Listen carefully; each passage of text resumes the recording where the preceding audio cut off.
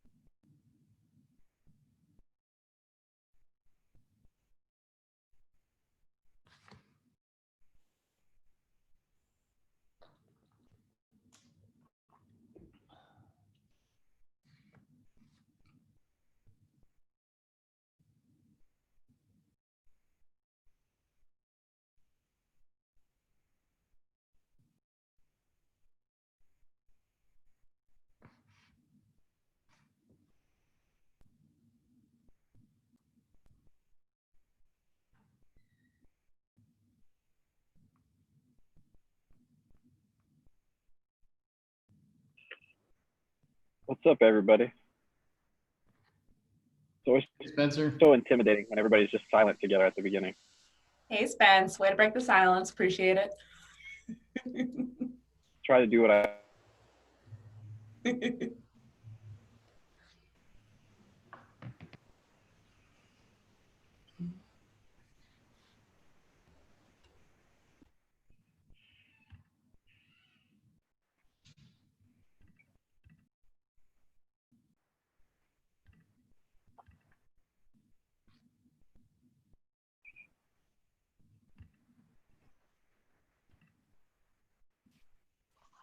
All right, everyone. I'm going to go ahead and get us started.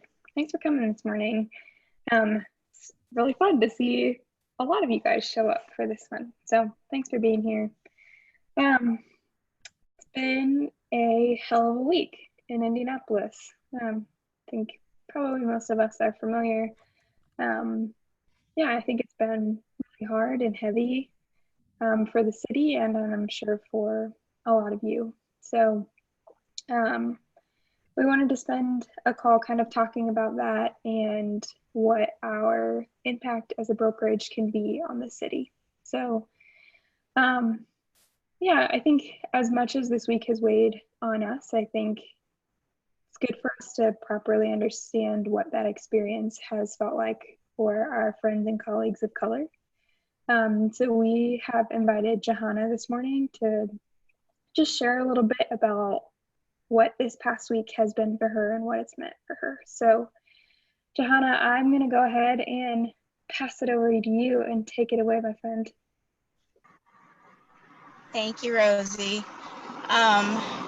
So a lot of you may not know this, but I have spoken to groups of people, adults and children, adults and youth, throughout my entire adulthood. I'm very comfortable with it.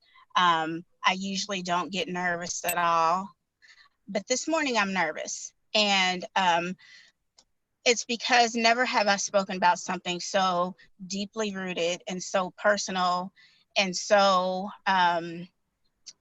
raw. And so I'm going to apologize in advance. If I stumble a little bit, I do have notes. I may or may not go by my notes. So just wanted to put that out there. Thank you for listening to me this morning. You don't have to be here listening to me.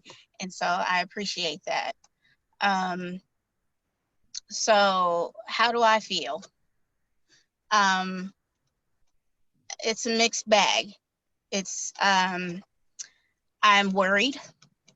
There are obviously lots of Black men that I love in my life, and I'm worried for them. I believe in the power of God's protection, so that's helpful.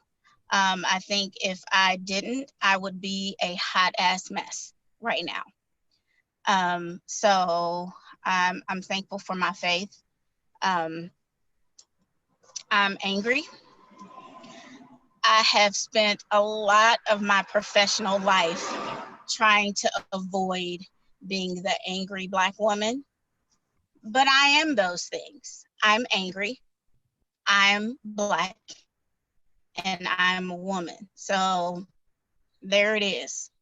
And the truth of the matter is, as much as I like to, be approachable and all of these things, even these years of my life where I've tried to not be the angry Black woman, that there's that undercurrent always, because this isn't new.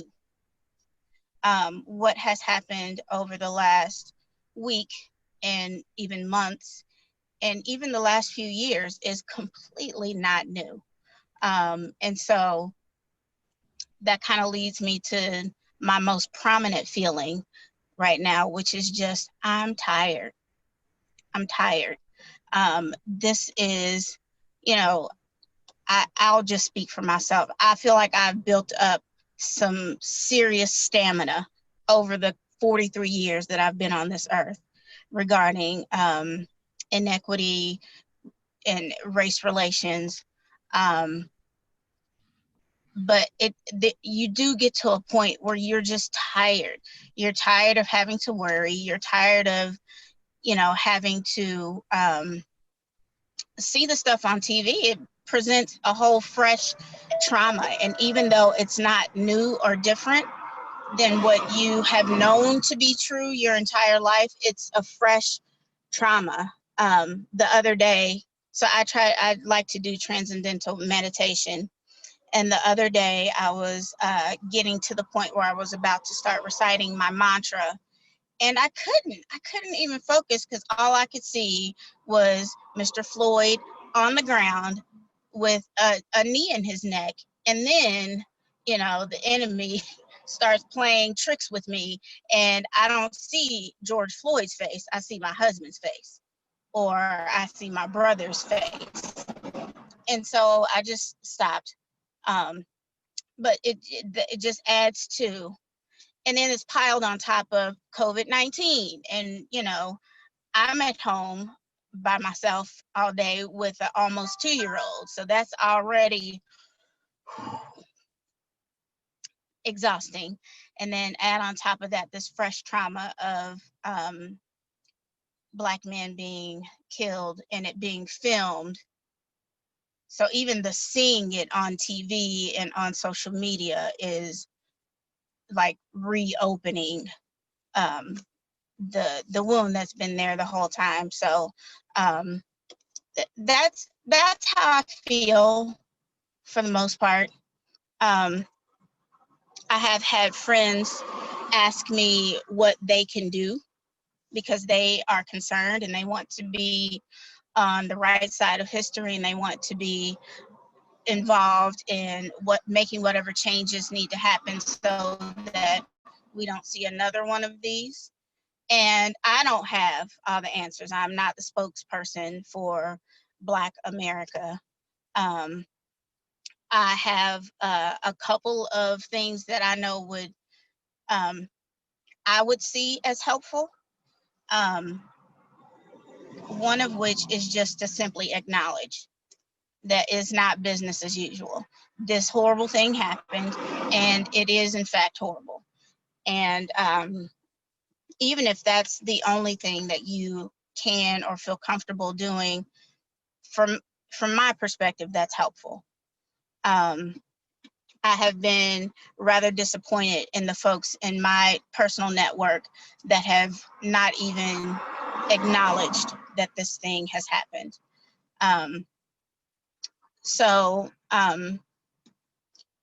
You know, we are all in a certain profession, and we have standards and rules and ethics that we have to abide by regarding race and equity. So be a good steward of the profession.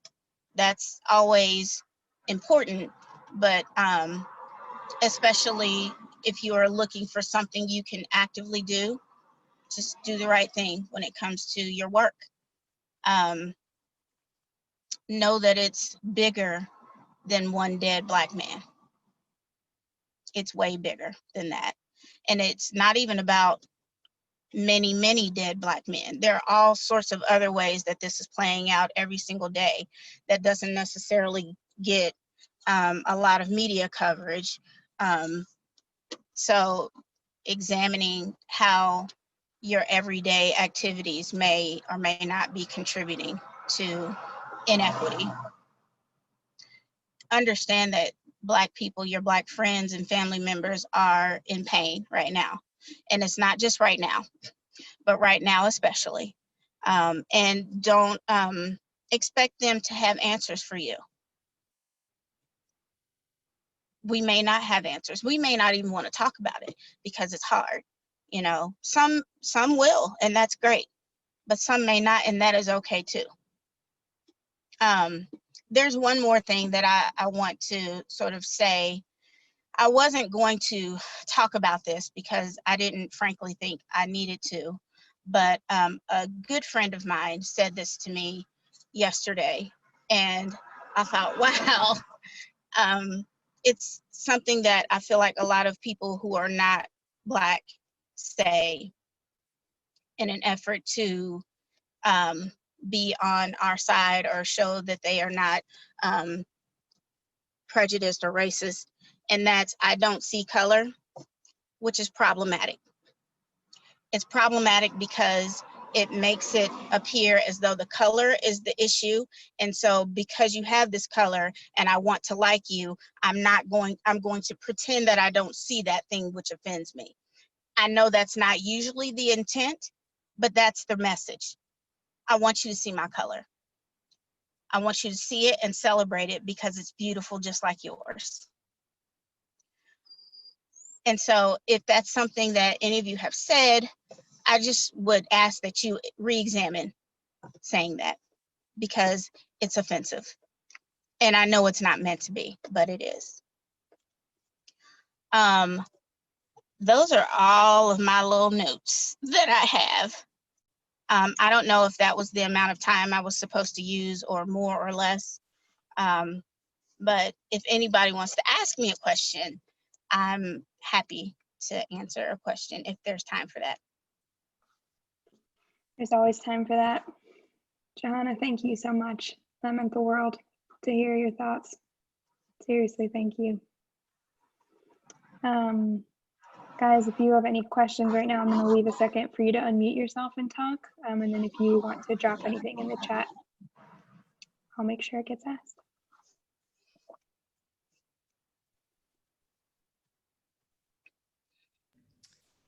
Johanna, this is Rex. I have a question. I think that I'm seeing a lot of people ask, right? What can I do? And often we're told, you know, these are not bad things. Vote, write your congressman, and those are good things. But there's also a reality that for most of us, myself included, we were not given the model of stepping towards these realities, which is a bit ironic because for several of us, and again, myself included, my parents were around in the 60s when, it was arguably the time where we saw the level of action to this level of intensity across the nation, but that we were not, most of us again, not given a model of what do we do, and then in our society we're often kind of trained to be fixers, and this isn't a time to be a fixer, and it's a long game. It's not we gotta shore up this one little episodic reality.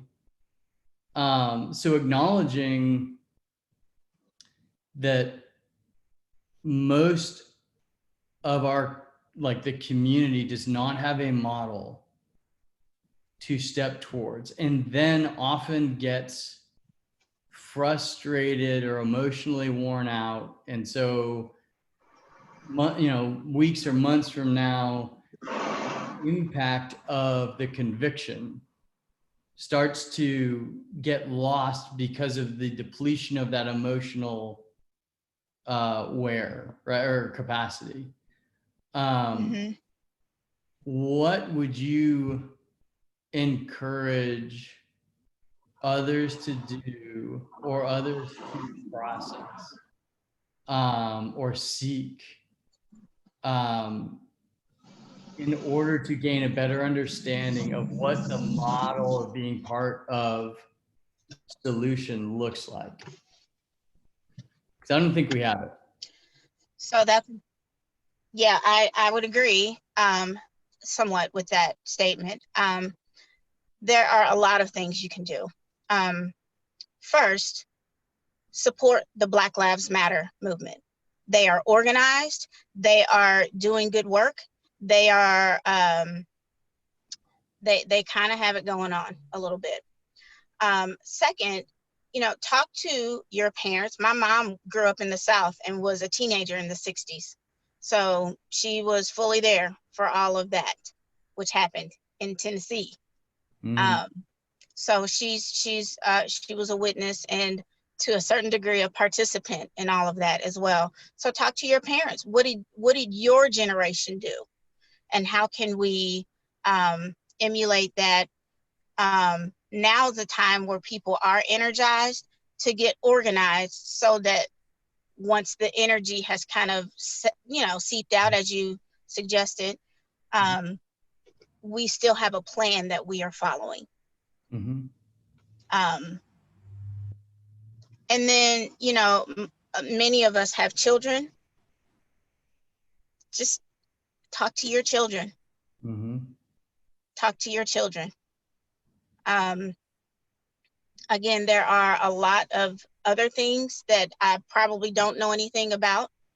But those are good places to start. That's good. Thank you. Johanna, thank you. Seriously, from the bottom of my heart, that meant a lot. Yep. Okay, guys, I'm going to transition a little bit and talk about, we've been asking you guys for suggestions on ways that we as a brokerage can volunteer and raise money. And so we've been talking a lot as a brokerage staff on kind of reviewing things that you've sent us and trying to decide on what to move forward with. So We haven't made any definite plans, but we are in conversations with a couple of different organizations. So I just wanted to share that with you guys. For our like fundraising or donation campaign, we are hoping to partner with the MLK Center at about 40th in Illinois.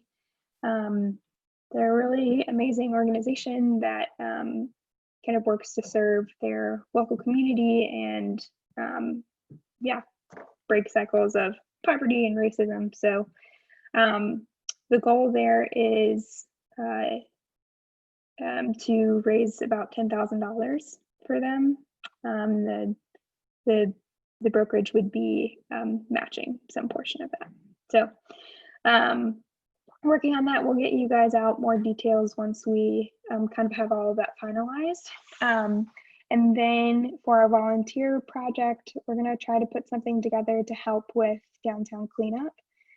So we're in talks with both Downtown Indy and with Keep Indianapolis Beautiful to see if we can partner with them and volunteer to help clean up the city after the rioting.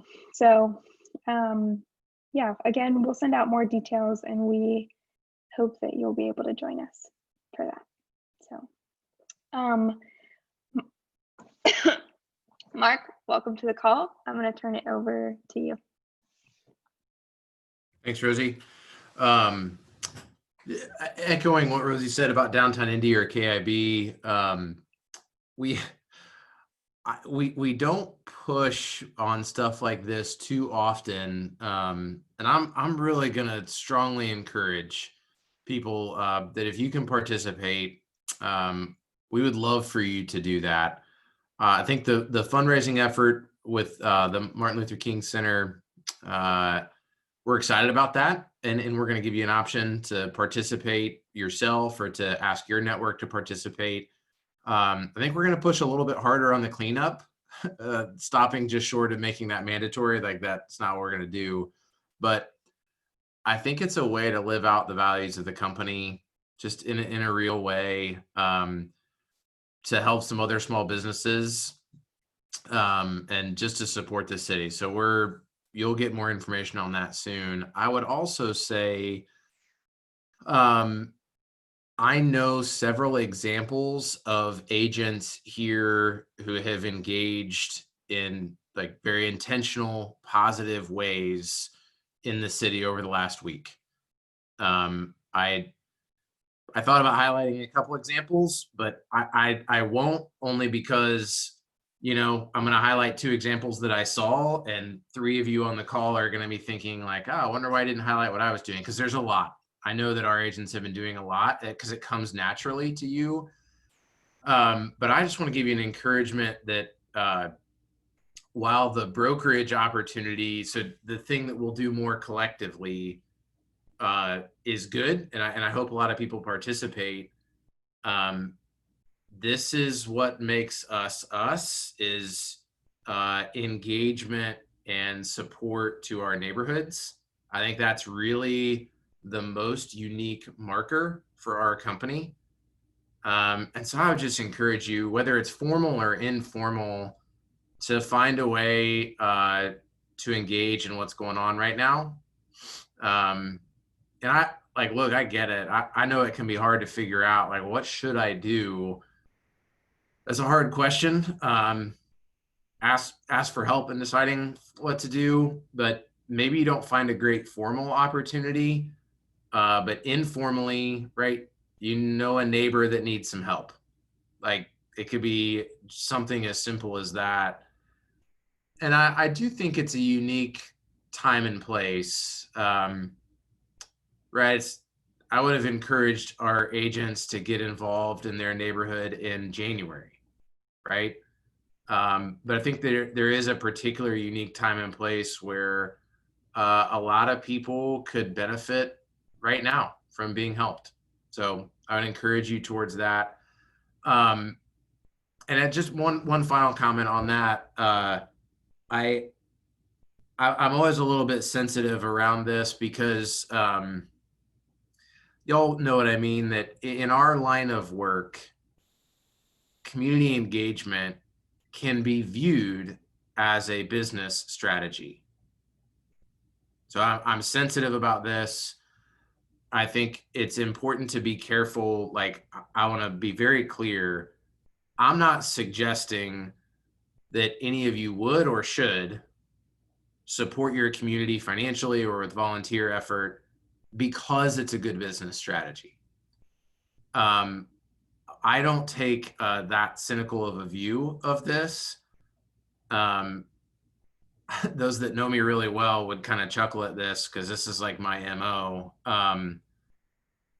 I love the fact that you don't have to decide between the, like, what is it that's motivating me to do this? This is one of my favorite things about what we do for a living, is that I think all of you have internal conscientious motivation to make your community a better place outside of your work. I see that in our people. That's really, really great. I think one of the coolest things about what we do for a living is that you can add this work vocational layer to that and say, your job actually relies on your community. So I don't take the cynical view, even though sometimes it can kind of sound like this, of support your community because it's a good business decision. I actually think it's support your community because without it, you don't have a job. Like, without a vital neighborhood and city, we don't get to do what we get to do. And so I think there is a, like, very much mutually beneficial exchange between realtors and their communities.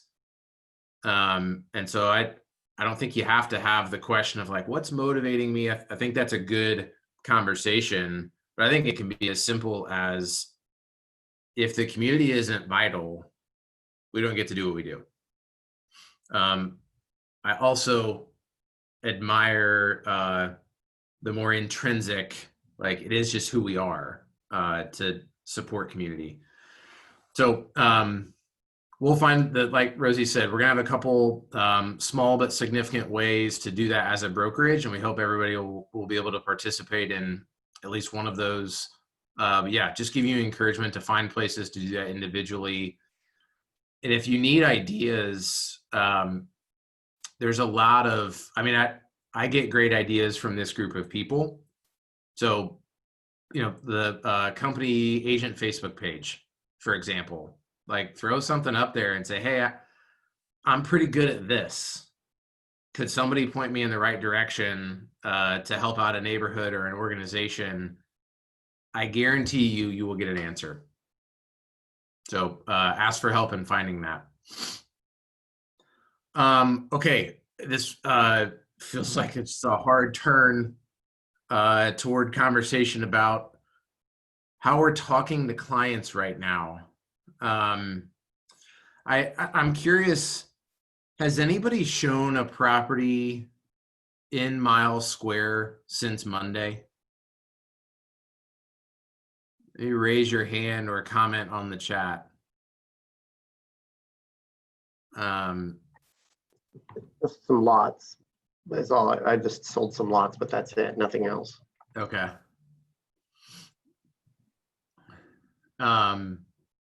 Yeah, it doesn't surprise me. I don't think there would be a high likelihood of having shown something in Miles Square since Monday. But I think if you haven't gotten the question yet, it is going to come up, like, how is what's going on in the city right now? How does it affect real estate? And I have two thoughts to this, and I think Rex has a few as well. I'll ask him to chime in. Number one, remember that it is not your job to convince a buyer or a seller to do one thing or the other. That is never your job.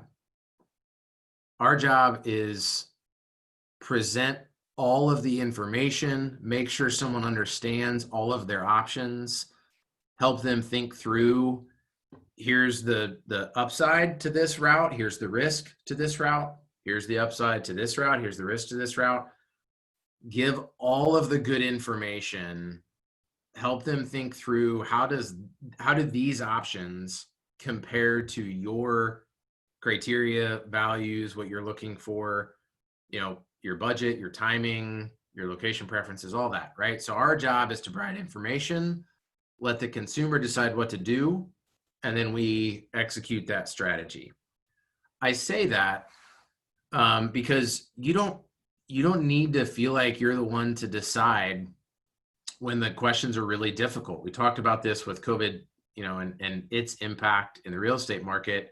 Provide good information, help someone make their own decision, and then execute. And so if somebody's really nervous about values, dig into why they're nervous and present information that might help them think through that and make their own decision. And then you execute. So you're not backing out or being passive. You're really engaging and helping them make the decision. So I think that applies in a couple ways to the circumstances we're in now. For example, if someone wants to go see a property in the near future in the Mile Square, I think it would be a mistake to say, oh, you don't want to do that. Like, well, I don't think that's totally your call, right? Like, if there's a curfew in place, you could say, well, we can't do it after the curfew. I think it's your job to talk through that, to err on the side of like an abundance of communication and caution, and making sure you're talking through that with someone, and that in as many cases as possible, the decision maker is the client. So if somebody owns property in the Mile Square and they're thinking about selling it, I don't think it's our job to say, no, don't do that. Or, oh, it's fine, sell it. I think it's our job to kind of dig in and talk about it, give them the up and down, let them decide, and then you execute that strategy. So I think it's just, as much as you can, take yourself out of the position of decision maker into the position of advisor and like executor. That sounds aggressive, but someone that executes the strategy that they decide on. You don't have the power to convince them to do something anyway, so don't bother. I think in a case like we have now, I would just emphasize, when in doubt, get feedback from other people. Like, I think you're going to find that really helpful. If you feel like a client's about to do something that you're like, oh gosh, maybe I should encourage them more strongly not to do this. If that's what you're thinking, don't make that decision by yourself. Like, reach out to Jess, reach out to me or Rex, reach out to a staff person, a co-agent, and they're probably not going to have an answer for you. But trust me, the most experienced agents in the company do this more often than the non-experienced agents do this. So particularly in really tense, hard to figure out situations, I think there is actually a direct correlation to the more experienced someone is, the more likely they are to get feedback from a peer in a really hard to decide thing, like the circumstances we're in now. So I encourage you to do that. The second thing, a few people have asked, we talked about it as a staff on Monday, like, gosh, what do we think this does to the real estate market? Like, what's happening in Indianapolis right now? And I just want to acknowledge, like, if you made a list of 20 important things to talk about with what's happening in the city, this is not on the list. Like, it feels like, to talk about it, I have to acknowledge that I think this ranks pretty low in terms of priority and importance. Having said that, you do still have a job to clients. Like, somebody's going to ask one of you, oh gosh, is this going to hurt real estate values? And my guess is a lot of you are probably thinking like, oh, that just feels like I don't know, it's like not a question I want to think about or talk about right now.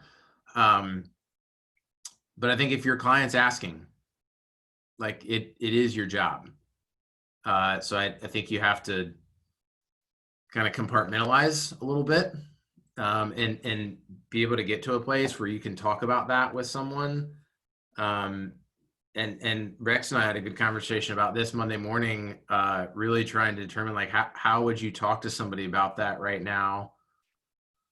I mean, guys, residential real estate is about as resilient of an industry as there is. And I think if there is like a perceived or a possible negative outcome in residential real estate, more often than not, that possible negative outcome fades really fast.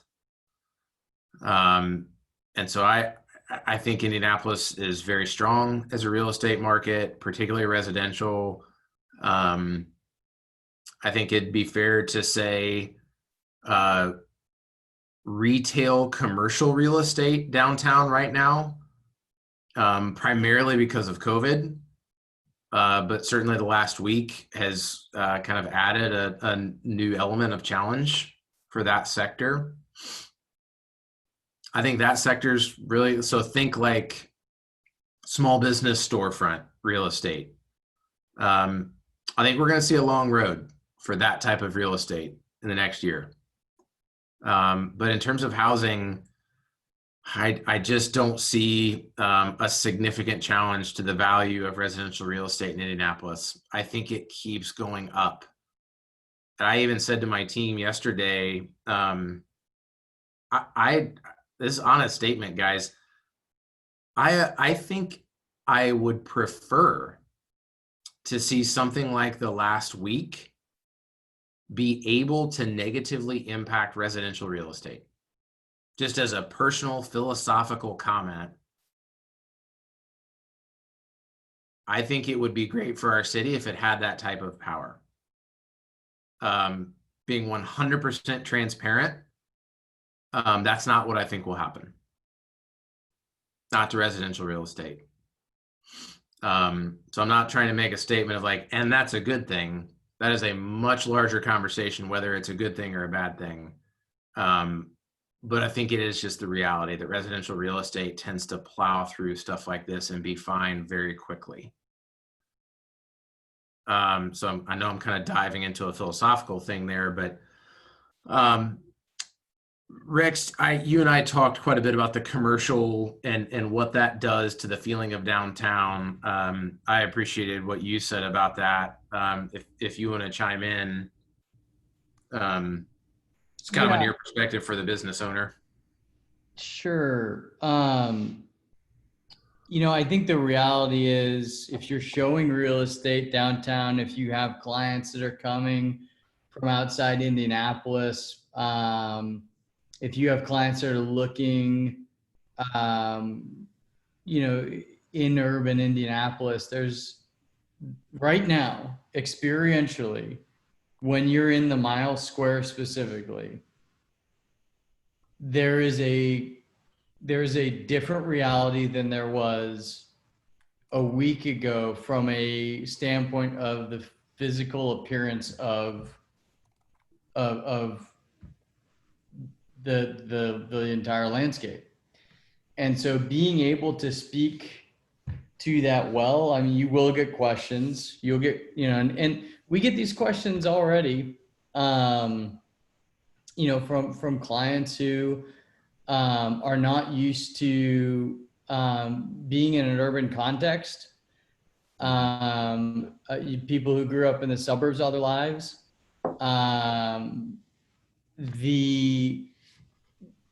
I think where we can serve our clients best is being able to step into that narrative with if you get the question, is this city safe?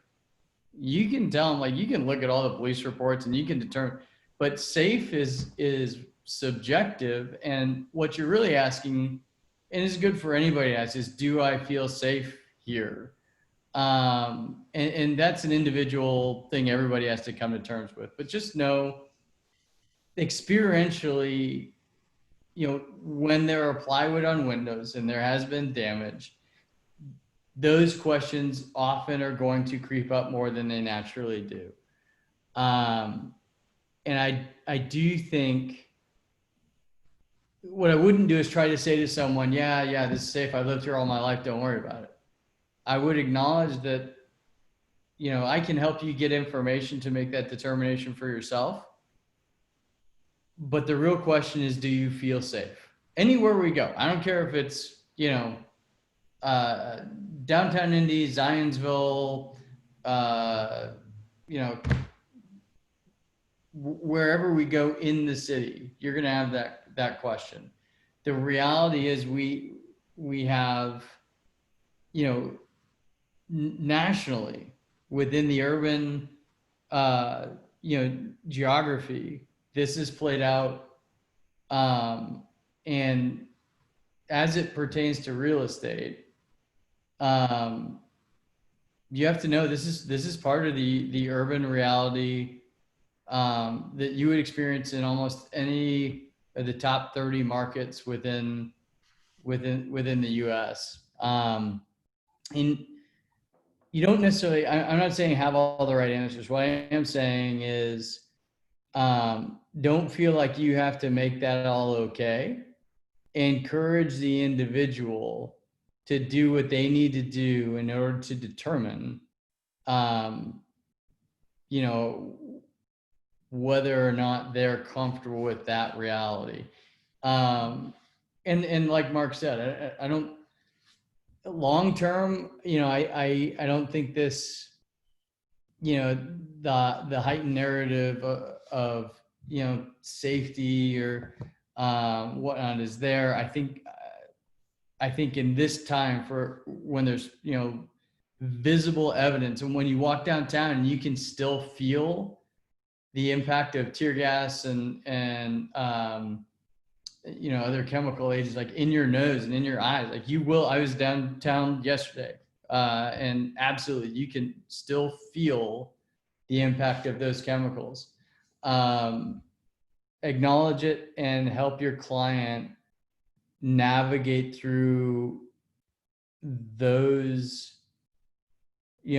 just subjective questions to the best of your ability. And I wouldn't try to sugarcoat anything or sweep anything under the rug. I would just put it all out there and help them process through it as best you can, and go in with the expectation that you may get some questions you don't have the answers to, and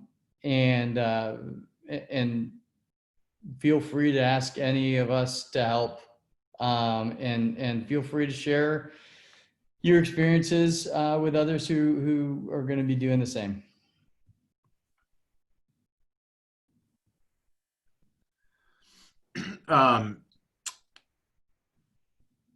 Just a little bit of time left here at the end. I'd love to hear questions or thoughts, pressing stuff that we're not addressing, or things that you guys think would be helpful to talk about as a company. So it could be kind of big narrative type questions, like we should talk about this, let's find a place to talk about this, or just more kind of specific pragmatic question too.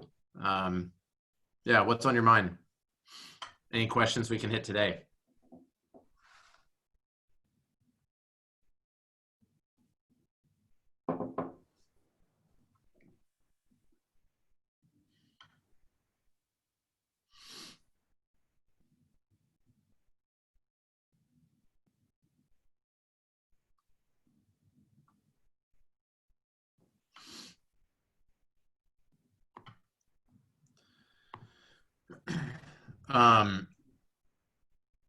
Well, our goal was 9:45, so we're coming up on that. I want to thanks to Johanna